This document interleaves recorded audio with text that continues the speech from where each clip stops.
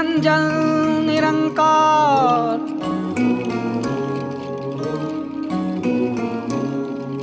है अजर अमर आकार विश्वाधार मन भजे। शिवोहम शिवोहम शिवोहम शिवोहम शिवोहम शिवोहम शिवोहम शिवोहम शिवोहम शिवोहम शिवोहम शिवोहम।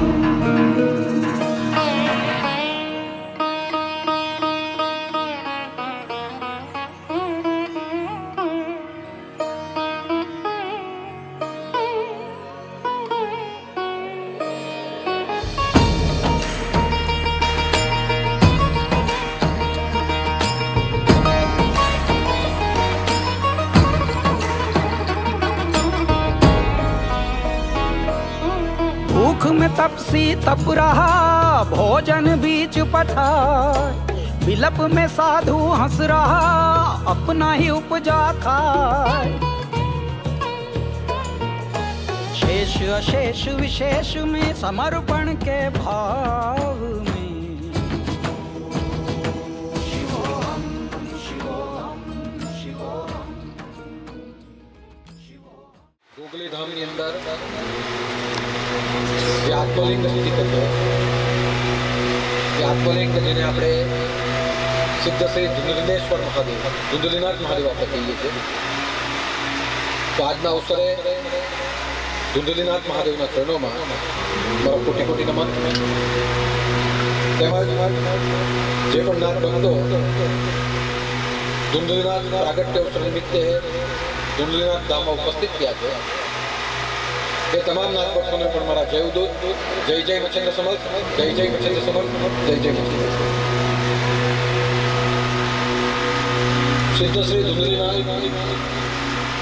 એ નવનાથ 84 શબ્દોમાંથી એક છે। નવનાથ થઈ ગયા અને નવનાથ જેવી જેને તપશ્ચર્યા કરી, નવનાથ જેવું જેનું તપોબળ હતું અને જેમણે ભરપૂર સામર્થ્યથી સિદ્ધિઓ પ્રાપ્ત કરી, એ દિવ્ય વિભૂતિ એટલે ભગવાન ધુંધલીનાથ। ધુંધલીનાથ ભગવાનનું સ્થાન 10મા નાથ તરીકેનું સ્થાન છે। નવનાથોએ એમને 10મા નાથ તરીકે સ્થાપ્યા હતા અને જ્યારથી એમને 10મા નાથનું સ્થાન પ્રાપ્ત થયું, ત્યારથી એમણે બહુજન હિતાય અને બહુજન સુખાય કાર્ય કરવા માટે તીર્થાટન, પરિભ્રમણ, ભિક્ષાટન, દેશાટન પોતાના જીવનમાં કરતા ગયા। સૌરાષ્ટ્રમાં જન્મ લઈને અનેક જગ્યાઓ પર તીર્થાટન કરતા કરતા એ ચિત્તોડમાં પહોંચે છે અને રાજાને જે બાળક નથી તેને પુત્ર આપે છે અને રાજાના એક પુત્રને પોતાનો ચહેરો બનાવીને તેને પણ 84 સિદ્ધિમાં સ્થાન આપ્યું। અને ત્યાર પછી આપણે સૌ જાણીએ છીએ કે પટ્ટણસો ડક્ટર અને માયાસો મુક્તિ, અને પટ્ટણસો ડક્ટર અને માયાસો મુક્તિ કરીને ધુંધલીનાથ પોતાનો પ્રાયશ્ચિત કરવા માટે જીર્ણોનો ડુંગર ઉતર્યા। પણ એ પહેલા એવું કહેવાય છે કે પટ્ટણસો ડક્ટર અને માયાસો મુક્તિ થઈ એટલે ધુંધલીનાથને પશ્ચાતાપ થયો કે જે આ શરીરથી અનેક લોકોને ભૂમિની અંદર દાબી દીધા, સર્વનાશ કરી દીધો, હવે આ શરીરનો અર્થ શું? એટલે ધુંધલીનાથ સૌરાષ્ટ્રમાં કોઈ ધુંધા કરવા ગામ કે ત્યાં જાય અને ત્યાં જોવામાં આવે છે કે નદીમાંથી એક શબ ડપતું ડપતું આવે છે। ધુંધલીનાથ જે જોઈ છે કે આ જે શબ છે એની ઉપર જનઈ કરેલી છે, આ બ્રાહ્મણનો શબ છે। એટલે ધુંધલીનાથજી વિચારે છે કે આ શરીરથી પાપાચાર થયો તો મારે નવું શરીર ધારણ કરીને મારે તપસ્યા કરવી। એટલે નદીમાં જે શબ જે આવે છે એ શબને નજીક લાવે છે અને શબની અંદર પ્રકાશ પ્રવેશ કરે અને એ જે શબ એમાં પડકાર પ્રવેશ કરીને પોતાના આત્માનો પ્રવેશ કરાવીને એ શબને બેઠું કરે છે. એટલે એ શબમાં પોતે જતા રહે છે અને જે પોતાનું પેલું શરીર છે તેને ત્યાં જગ્યા ઉપર અને એ શરીર ધારણ કરીને એક કચ્છની અંદર જીર્ણોદય દૂર કરવું પડે અને તપાચરણ કરીને પોતાનું પ્રાયશ્ચિત કરે અને પ્રાયશ્ચિત કરીને જે જ્વાળ અગ્નિ જ્વાળ પેદા થાય છે તેમાંથી ભારતની ઉત્તર કચ્છની ઉત્તરમાં રણ આવી ત્યાં સમુદ્ર છે. સમુદ્રનું રણ છે અને રણ કરીને આપણા દેશનું રક્ષણ કરીને પછી ધુંધલીનાથ આગળ વધે. હવે ઘણા વર્ષો સુધી ધુંધલીનાથ ગોરખનાથની જગ્યામાં તપ કરતા રહ્યા. હવે તે સમયે મક્કા મદીનાની અંદર આપણા દેશમાંથી એટલે કે ગિરનારમાંથી મોટી મોટી 3 ડેક ખીચડી બની જગ્યા. આ સિદ્ધોનું જે જગત છે તેમાં બધું થઈ શકે. મક્કા મદીના જે મુસલમાનોનું સ્થાન છે ત્યાં અહીંયાથી મોટી મોટી ડેક ભરીને મોટા મોટા ગંજ ભરીને જમણવાર મોકલાવા, ખીચડી મોકલાવા અને ગંગા જમના અને સરસ્વતી એમ કે ત્યાં મોકલાવા. ધુંધલીનાથજીએ જોયું ધુંધલીનાથજીએ વિચાર કર્યો કે આ જીર્ણોદ્ધાર ઉપરથી આ 3 ડેક મક્કા મદીનામાં જાય છે. આનો પ્રસાદ તો આપણે અહીંયા મળ્યો. એટલે ધુંધલીનાથે પોતાની સ્થિતિનો ઉપયોગ કરીને પેલી આકાશ માર્ગથી જે મક્કા મદીનામાં મોટા મોટા તપેલા ભરીને જે કોઈ પ્રસાદ જતો તે ધુંધલીનાથે નીચે ઉતારી અને નીચે ઉતારીને બધા સાધુને જમાડ્યા. એટલે ત્યાં પાછો હાહાકાર આટલા વર્ષોનો નિયમ અહીંયાથી ત્યાં જાય પ્રસાદ આ કોણે ખેંચી. તો ત્યારે પાછું નવું પ્રકરણ આવ્યું કે ધુંધલીનાથે આ બધી ઉતારી અને એ જે ધુંધલીનાથે ઉતારી દીધી એને કારણે પછી એવું થયું કે હજારો વર્ષો સુધી જીર્ણોદ્ધારના જે બધા સાધુઓ હતા તેની ચિલમ સાપી ગિરનાર જોડે બંધ થઈ. ધુંધલીનાથે ફરી ભ્રષ્ટાચાર કર્યો. ધુંધલીનાથ ફરી ભ્રષ્ટાચાર ફરતા ફરતા ફરતા ભોગલી ગામની અંદર આવીને સ્થિર થયા. અહીંયા ધૂણો સ્થાપ્યો. એ ધૂણા પર એમણે શિવલિંગની સ્થાપના કરી અને પદ્માસન વાળીને આ ભૂગર્ભની અંદર સમાધિ દબાવી. એ વાત આજે 1000 વર્ષ પૂરા થયા. 1000 વર્ષ પછી શૃંગીનાથ, જેને આપણે સાને દાદા તરીકે ઓળખીએ, શૃંગીનાથના આત્માએ શિવલિંગના રૂપમાં જગ્યામાંથી પ્રગટ અને આપણા સૌની વચ્ચે લાવી દેવા. હવે તમે વિચાર કરો 1000 વર્ષ પહેલા જે ઘટના ઘટી સાને દાદાએ આ શિવલિંગની ભૂમિમાંથી પ્રગટ કરી. ધુંધલીનાથ કોને આદેશ કરી શકે? પોતાના જેવો કોઈ દિવ્ય આત્મા હોય તેને આદેશ કરે. અને આદેશ સાને દાદાને નહીં પણ સાને દાદાનો જે આત્મા જેને શૃંગીનાથનો આત્મા કહેવાય, જે મચ્છેન્દ્રનાથનો શિષ્ય કહેવાય, તે શૃંગીનાથને આદેશ કર્યો છે કે મને આ જગ્યા પર અને દાદા આ જગ્યા ઉપરથી શિવલિંગનું પ્રાગટ્ય કરાવે છે. અને આજે 50-55-55 વર્ષથી આ શિવલિંગ આપણી સમજ જ્યોતિર્લિંગના રૂપમાં. એટલે તમે વિચાર કરો કે આ ઇતિહાસ એ આજનો નથી, અનેક વર્ષો જૂનો ઇતિહાસ છે. શાશ્વત ઇતિહાસ છે. 1000-1500 વર્ષ પહેલાનો ઇતિહાસ છે. અને એ ઇતિહાસ નાથ પંથની તપના સમર્થનને, તપના સામર્થ્યને અને જે સિદ્ધિઓ એમણે પ્રાપ્ત કરી બહુજન હિતાય અને બહુજન સુખાય એની ગાથાનું આ વર્ણન. આ ધુંધલીનાથ બોલતેરા જ્યારે બનાવી 1 વર્ષ મને લાગ્યું છે આ બધા. અને જ્યારે હું બનાવતો ગયો ધુંધલીનાથ બોલતેરા ત્યારે બનાવતા બનાવતા મને અલગ અલગ પ્રકારનો અનુભવ થયો. અને એનો એક અનુભવ એવો થયો કે જ્યારે હું ધુંધલીનાથ બોલતેરા બનાવવા માટે બેસું એટલે ધુંધલીનાથ બોલતેરા બનાવતા બનાવતા એના જે શબ્દો જે બધા મારા મનમાં આવે એ શબ્દો મને ખબર પડવા માંડ્યો કે જે શબ્દો મનમાં આવે છે એ શબ્દો 10-15 ફૂટની ઊંચાઈથી આવે. બેઠેલો અહીંયા વિચાર કરો ત્યારે મને ખ્યાલ આવે કે કોઈ શબ્દો આવે છે, વાઇબ્રેશન તમને જે પ્રમાણે ટીવીમાં સ્ક્રીન ઉપર દેખાય એ પ્રમાણે આ બધા શબ્દો મને સ્ક્રીન ઉપર દેખાય. અને એમ ઉપરથી 10-12 ફૂટની ઉપરથી તરતા પેલા શબ્દો આવે અને આ તાળવાની અંદર આવીને સમાઈ જાય. જ્યારે 12 વાગે, 2 વાગે, 3 વાગે આ વિચાર કરતો બેઠો હું, ત્યારે મારી આંખ બંધ થઈ જાય અને મારું ધ્યાન ઉપર તરફ લાગી જાય. અને પછી ઉપરથી ધીમે ધીમે આ બધા શબ્દોની રચના કરતી જાય.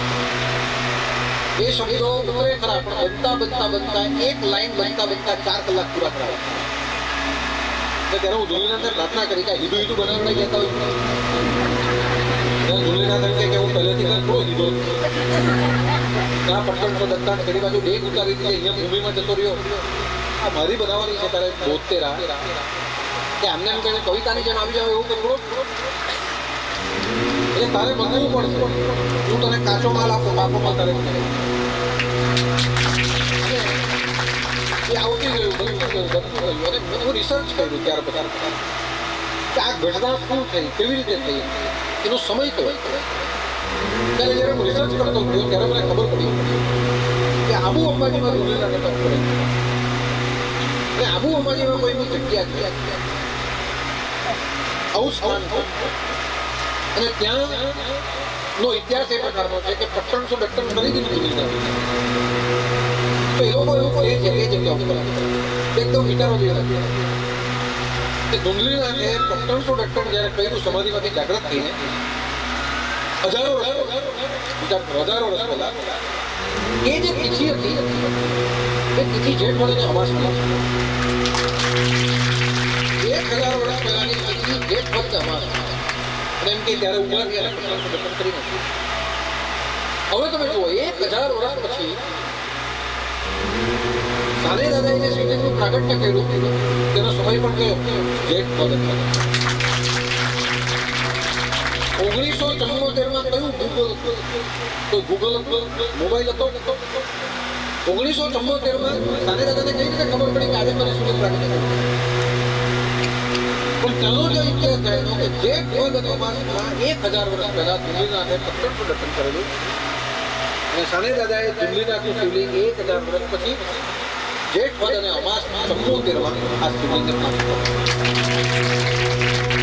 અહીંયાથી આપણને ખબર પડે છે કે કોઈ સંકેત, કોઈક લિંક નવનાથ ધામ અને ધોરમનાથની જોડાઈ છે. આજે આપણે સૌ નસીબદાર છે કે આ જગ્યા ઉપર 72 ગાવા માટે 52 શબ્દ નથી, આની લાઈનો 72 છે. મને ખબર નહીં, મનમાં એમ જ થયું કે પહેલા 40 બનાવ, 40 પછી 52, પછી એટલો બધો ભંડારો આવ્યો, એટલો બધો ભંડારો ઉપરથી ઉતર્યો. તમે માનશો નહીં 85 લીટી બની. 85 લીટી બની એટલે પાછું મંત્રી આદેશ આવ્યો 85 ની લંબાઈ ઓછી કર, બધું કાપીને પાછું 72 પર આપ. એટલે હું બધું કરતો પાછા 72 ઉપર એ 72 કંઈક હશે કે આપણા જીવનને તારવા માટે ભગવાને આ 72 શ્લોકો બનાવ્યા છે. અને મને ખાતરી છે કે આજે અહીંયા આપણે અર્પણ કરી આ પંક્તિઓ શુદ્ધ થઈ ગઈ. ગુરુ પૂર્ણિમાએ તમને બધાને પુસ્તિકા મળશે કે પુસ્તિકા ઘરે લઈ જજો, દીવો કરજો અને ધામધૂમથી એની સ્થાપના કરજો.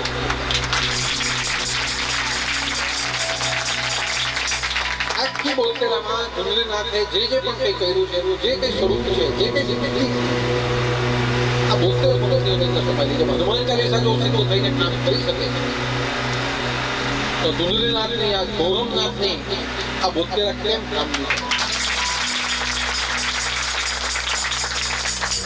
એવું કહેવાય ને કે આ ગંગા છે, આ સ્વર્ગમાંથી ધુલીનાથની જટામાંથી શિર જટા છે, જાનવી બેઠી આ ધુલીનાથની જટામાંથી, ગોરખનાથના કમંડલમાંથી, મચ્છેન્દ્રનાથના ચરણમાંથી, સાને દાદાના ભગીરથ પુરસ્કાર અને છોટે દાદાની ઉપાસના છે.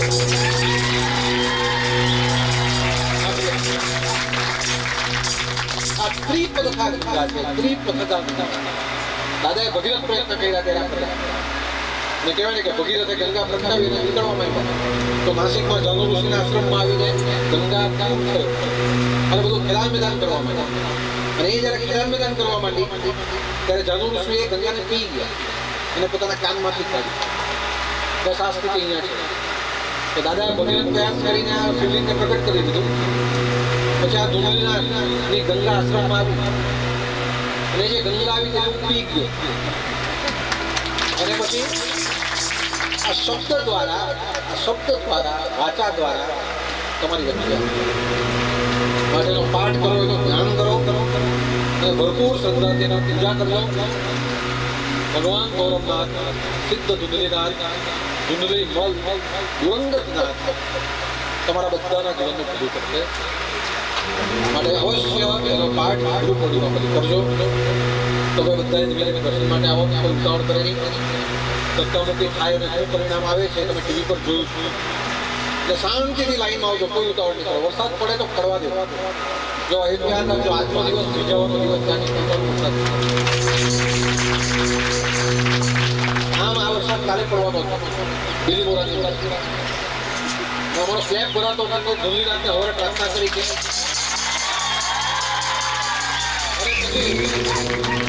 એ વરસાદ ત્યાં અટકી ગયો. આપણા નસીબ તો આપણે ભોગવવું પડે. તાની કસર આ બાજુ પૂરી કરવાની એટલે તે બાજુ આ બાજુ જમા થઈ લો. તાની ભોગવ્યો તો અહીંયા ભોગવજો. માટે આ પ્રસાદ ત્યાં સમજો. શાંતિથી ધીમે ધીમે આવવાનું, અહીંયા દર્શન કરવાના. એક જણા જાય ફટાફટ બહાર આવે, ત્યાં દર્શન કરે, પ્રસાદ જાય, ભસ્મ લગાવે, તીર્થ લે, ત્યાં જમવા જાય. ભૂખે છે એટલે ફટાફટ બધા લઈને જેમ આશ્રમમાં બેસો તે પ્રમાણે વ્યવસ્થા કરીને બેસતા જજો અને ભરપૂર ભોજન કરો. આ ધુંધલીનાથજીનો ભંડારો છે માટે દરેક જણા એમાં જમવાનું. આજનો આ જે ભંડારો છે એ ઉમરાથી નટુભાઈ, ગાંધીથી અનિલભાઈ, ત્યાર પછી અમેરિકાથી એક ટીમ છે તો નૈનાબેન, પછી પુનાથી સંજયભાઈ યોગદાન આપ્યું છે. આ બધાએ યોગદાન આપવાનો ભંડારો છે. રાકેશભાઈ કે એમના તરફથી બધા ઘણા બધા ભેગો થઈને કર્યો છે. એ બધાના માટે ધુંધલીનાથને પ્રાર્થના કરો. બે હાથ જોડીએ અને ધુંધલીનાથને કરવા પ્રાર્થના કરો. અપરાધક્ષમા